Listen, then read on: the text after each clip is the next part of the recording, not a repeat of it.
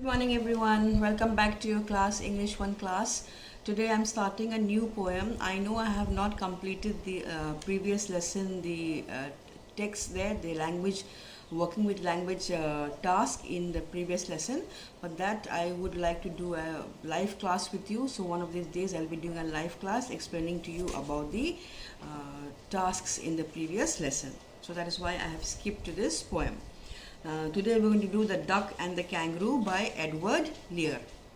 So at the end of this video, I have given you a bio sketch about Edward Lear. So please look at that bio sketch and look at the information about Edward Lear and write the bio sketch.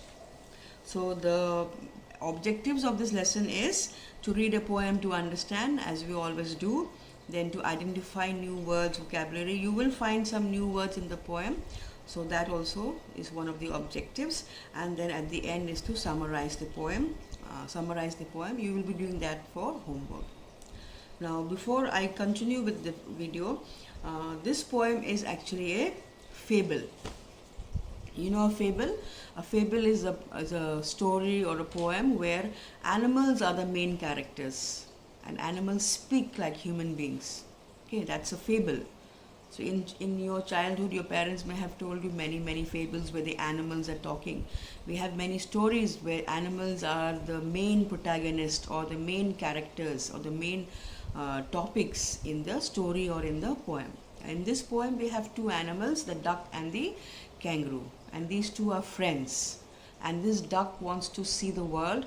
It can't go on its own, so it takes the help of her friend, the kangaroo. In the poem, I have explained to you how the poem goes. So please listen to the video carefully. And one more thing is about personification. Do you know personification? Where objects or animals are understood as human beings, where they seem to be human beings. Even like, for example, the moon. We have read a poem during our class nursery KG days. One poem is there. Oh mother, look at the moon. She looks so beautiful up there. Why do we say she? Because we have personified the moon to be a woman. Yes? So like this we personify. Personify or personification comes from the word person. That is why it is personification. So even objects, even animals, we read them to be as human beings in poems. So in this poem we have the duck and the kangaroo talking to each other. Can they talk? Can animals talk? No, they can't. But we have personified them. Okay. In the end, I have explained to you some poetic devices. I have explained to you 3 poetic devices used in this poem. 4 actually. Personification also is a poetic device. So personification I have explained to you now, and there are 3 more which I have explained to you at the end of the poem.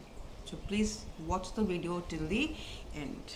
Okay, so please continue watching. Any doubts, you let me know via message. Okay, so continue watching. So let's start with the poem, The Duck and the Kangaroo. Now this poem is a conversation between a duck and a kangaroo. Yes, these two are very good friends and they love each other a lot. So they're very good friends. 2 friends, the duck and the kangaroo, are about to set out on a long pleasure trip. Pleasure trip means just a trip for happiness, for pleasure, not for work. The kangaroo, though happy to carry the duck all the way on the tip of his tail, is wary of her wet feet. He's quite wary, means he's quite conscious of her wet feet. Why the duck's wet feet? Because the duck stays in water, mostly in water. So the kangaroo is quite worried that the duck's wet feet will make him feel cold. What will the duck do to make the kangaroo feel comfortable over land and sea? Let us find out how they go about it. So this poem is all about the duck asking the kangaroo to take him or to take her for a ride on his tail. But only one thing is worrying him, and that is the duck's cold feet. And let us see what the duck does to make the kangaroo comfortable, so that he will carry her on his tail, like we can see in the picture. So I shall read it paragraph wise. Said the duck to the kangaroo, "Good gracious, how you hop over the fields and the water too, as if you never would stop. My life is a bore in this nasty pond, and I long to go out in the world beyond. I wish I could hop like you," said the duck to the kangaroo.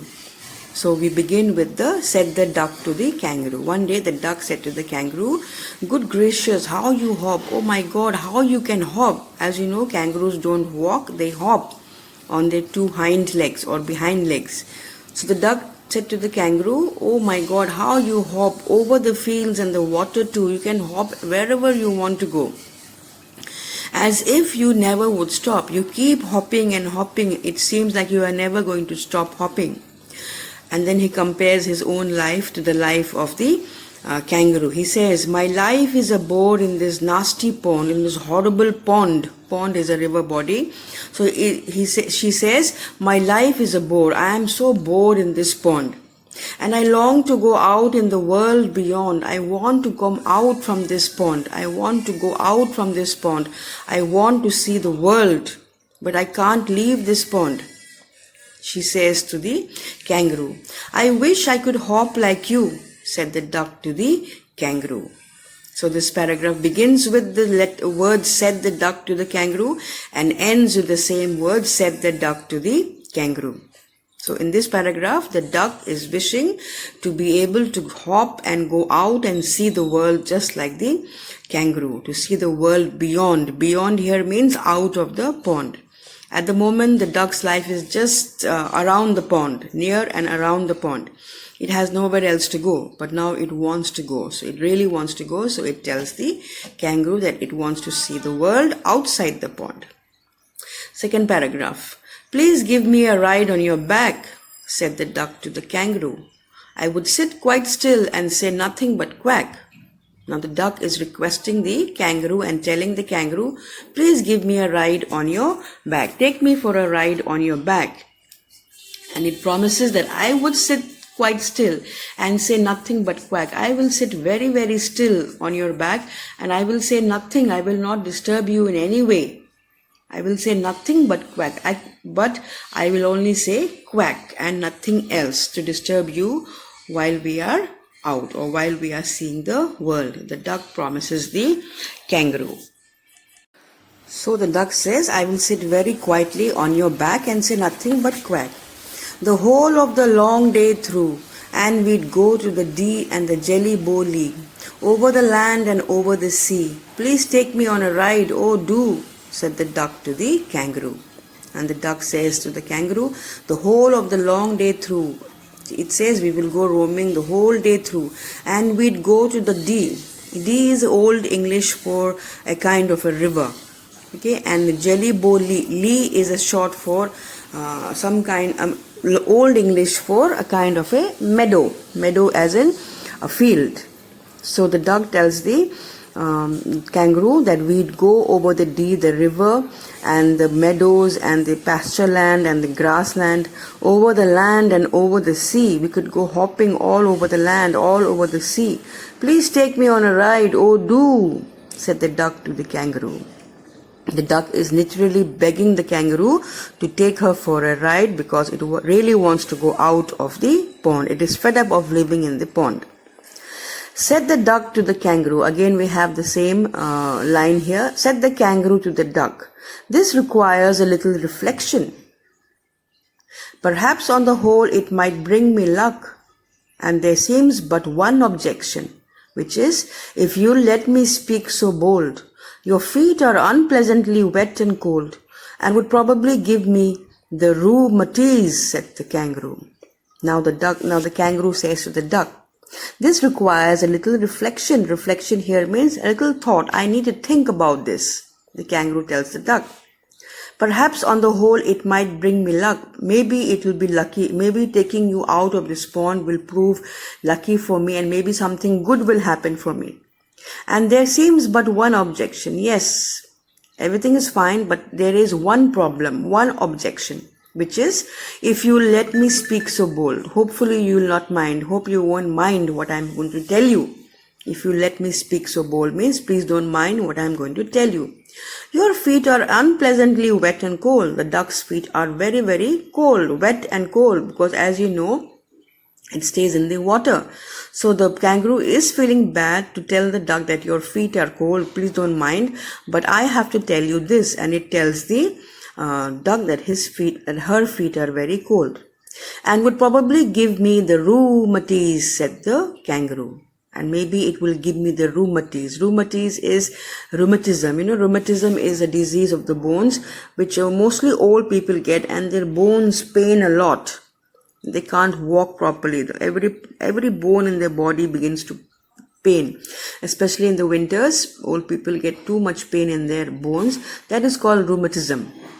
Yes, rheumatiz is not the real word. The real word is rheumatism, rheumatism.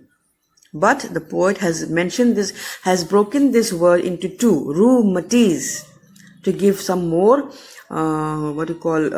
more beauty to this poem and to the way that it is being said. Okay, so that is why the kangaroo tells the duck that you will give me rheumatism.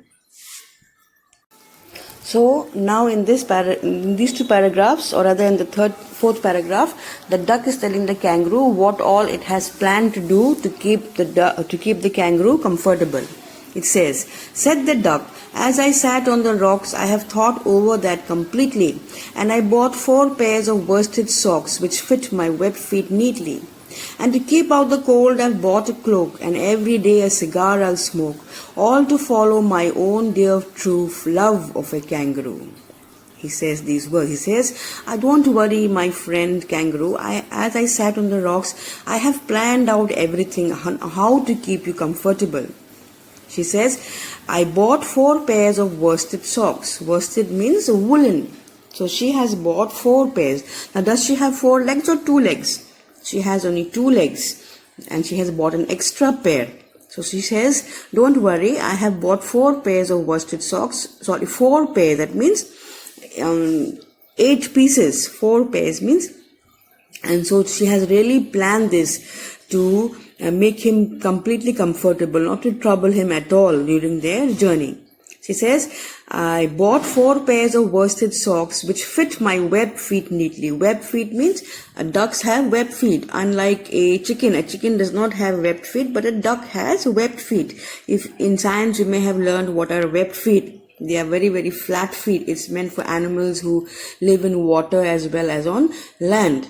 So she says, I have bought socks which fit my feet very nicely.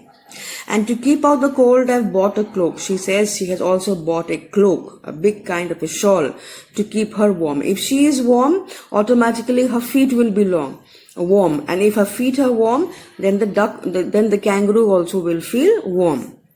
And every day a cigar I'll smoke. She says, I'll also smoke a cigar every day. A cigar is supposed to keep a person warm. Yes, I do not know how far that is true, but then she says, I'll smoke a cigar every day so that I will be warm, all to follow my own dear true love of a kangaroo. And I will do all that just because I love you. Remember, these two are very, very good friends, okay? Don't take love in any other sense except friendship. Then in the last paragraph, said the kangaroo, I am ready. The kangaroo now is quite convinced with what the duck has told him. He says, I am ready, all in the moonlight pale, in the light of the moon, in the evening time, in the night time, in the pale moonlight which shines all around the earth. But to balance me well, dear duck, sit steady. But be careful, duck, I may fall, you may fall, I may lose my balance. So you need to sit very, very steady. Steady means here still. You need to sit very still. Don't move about while you are sitting on my back. And quite at the end of my tail, it says you have to sit at the end of my tail, otherwise I shall not be able to balance you on my back. So away they went with a hop and a bound, and they hopped the whole world 3 times round. And who so happy, oh who, as the duck and the kangaroo. And then so away they went with a hop and a bound. They hopped and they jumped. Bound means took a big jump. So who was jumping, the duck or the kangaroo? Of course, the kangaroo was hopping and bounding all over the land and the sea. And they hopped the whole world 3 times round. The kangaroo really made the duck very, very happy. They went around the world 3 times. And who so happy, oh who, as the duck and the kangaroo. And so both of them were very, very happy. Maybe their friendship became stronger. Yes, because the kangaroo helped the duck see the world. The kangaroo could go anywhere it liked, but the duck could not. So in this way, the kangaroo was able to fulfill the duck's wishes and take her wherever she wanted to go. This is the poem. I have explained to you all about the poetic devices in my introductory video. Please have a look at that again and write the summary of the poem. Okay, please write the summary of the poem and send it to me in Google Classroom. I have also told you about Edward Lear. Please write a bio sketch about him. Okay, if you have any doubts, please let me know. Bye-bye. Okay, so what are poetic devices? Example, if your mummy is making, say, fish curry, or let's say paneer curry, since everybody eats paneer. Let's say your mummy is making paneer curry. Now, paneer is the main ingredient, okay? And in the paneer, to make it tasty, your mummy puts chili, onion, ginger, garlic, then turmeric, chili powder. Yes, maybe sometimes even cream to make it extra special. So now here, all these masalas that you put, all these spices that you put, like your chili powder, your turmeric and your coriander powder, these are all like poetic devices. What is the function of these spices? To make your paneer curry tastier. Yes, to make it tastier. So paneer becomes your poem, and all these things that you put into the paneer curry is your spices or your poetic devices. So poetic devices are those devices by which we can make our poems more interesting. A reader likes to read such kind of poems which have a lot of poetic devices. Okay, another example I'm giving you, a carpenter, maybe he wants to make a box out of wood. So he collects the wood, and then after collecting the wood, he collects nails, hammer, whatever he requires to make the box. So he makes the box with the help of these nails and this hammer and whatever paint he has to put. So all this hammer, these nails, this paint are like your poetic devices because they help to make the box, and the box is your poem. Okay, so most poems have these poetic devices. Now in this poem that we have done today, The Duck and the Kangaroo, these are the poetic devices. First two is here on this page. The first one is the rhyme scheme, rhyming words or rhyme scheme. Stanza 1 is ABA, BCC, AA. Stanza 2 is ABA, BCC, BB. Stanza 3, 4, 5, all this is the same, ABA, BCC, DD. Do you understand what I'm saying? No. So let me show you the book. Okay, let me show you the book. I hope it is clear and I hope you can see this. Okay, look at this first line. Set the duck to the kangaroo. Set the duck to the kangaroo. This is roo, oo sound. Good gracious, how you hop. So is this rhyming? Are these kangaroo and hop rhyming? No. Kangaroo is A, we'll put A here. And hop is not rhyming with kangaroo, so we'll make it B. Over the fields and the water too. Now 2 is rhyming with kangaroo, isn't it? So kangaroo is A, so in 2 we put A, because A, 2 is matching with kangaroo and kangaroo is A. Okay, as if you never would stop. Now stop is rhyming with hop, and hop you have put B. A, B, it is A, B, C, D, E, F, G, H, I, like that you have to put. But because kangaroo is rhyming with 2, so both we have to put A. Now hop is rhyming with stop, and hop is B, so stop also becomes B. So A, B, A, B. A, B, B. Next one, my life is a board in this nasty pond. Now pond is not rhyming with any of these, so we put a C. a new alphabet here. So my life is a boat in this nasty pond, and I long to go out in the world beyond. So pond is rhyming with beyond. So both become sea. Next, I wish I could hop like you, said the duck to the kangaroo. Now you and kangaroo both are rhyming with this kangaroo, and this kangaroo is A. So again we put A. That means all these A are rhyming words. B are rhyming differently, and C are rhyming differently. I hope you understand this. If not, let me know, okay? Or watch the video twice. Let's come back to the other poetic device. The other poetic device is alliteration. Alliteration. ALLITERATION. Alliteration. The repetition of a consonant sound. Alliteration means the repetition of a consonant sound. You know, consonants and vowels are there. Vowels are A, E, I, O, U. But in alliteration, we will take the consonant sounds. Now, what a consonant repetition means? Repeating. Good, gracious. How to hop. Sit quite still and say. But to balance. Dear duck, whole world. So, what are the repetition of words here? Consonant sound. Good and gracious. GG is repeating here. How to hop. H is repeating in the same line. Sit, still, say. All the S is repeating here. But, balance, dear, duck. All those are taken from single lines. Okay? Don't look at the whole paragraph. Look at lines. Whole world. WW sounds are repeating. So this is the meaning of alliteration, where there is repetition of the consonant sound. Okay. Next one is refrain. Number 3 is refrain. Musical rhyming. Example, said the kangaroo to the duck. Has been repeated. Like I told you in my explanations, these words have been repeated time and again in the poem. Has been repeated to lay stress on the request made by the duck to the kangaroo. That is called refrain. When you keep repeating the lines, that is called refrain. That is a musical rhyming.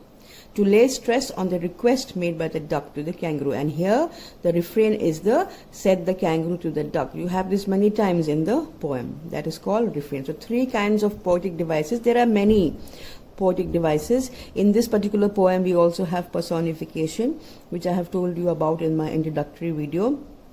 And then we have this poem actually is a fable, like I told you. So I'll not go back into that. Okay, that is the poetic devices. Now here is the bio sketch of Edward Lear, the poet of this poem. Born 12th May 1812 in Holloway, UK. UK means United Kingdom. Died 29 January 1888, San Remo, Italy. During which period was he there? He was there during the 19th century. And his genre means his style of writing, or what kind of poems he used to write. Children's literature, literary nonsense, and limericks. This is the kind of stories or poems he wrote. Then his stories were also made into movies. Some movies are Lear's Nonsense and Johnny Bonny Bo. Johnny Bonny Bo. These are the names of movies made from his writings. Achievements, what was he actually? Was he only a poet? No, he was also an English artist, illustrator. Illustrator means a person who draws. Musician, author, and poet. He was so many things. A doctor is only a doctor. A teacher is only a teacher. But he somehow, Edward Lear, was all these things. So you make one paragraph about Edward Lear, a bio sketch about Edward Lear. I've given you all the information. This information you put into your writing, into your bio sketch. Okay, so this is the homework for today. And also the summary is very, very easy to write. So I'll not be giving you the summary. You write the summary yourself. So I hope it is clear. If any doubts, you let me know. Okay, bye-bye.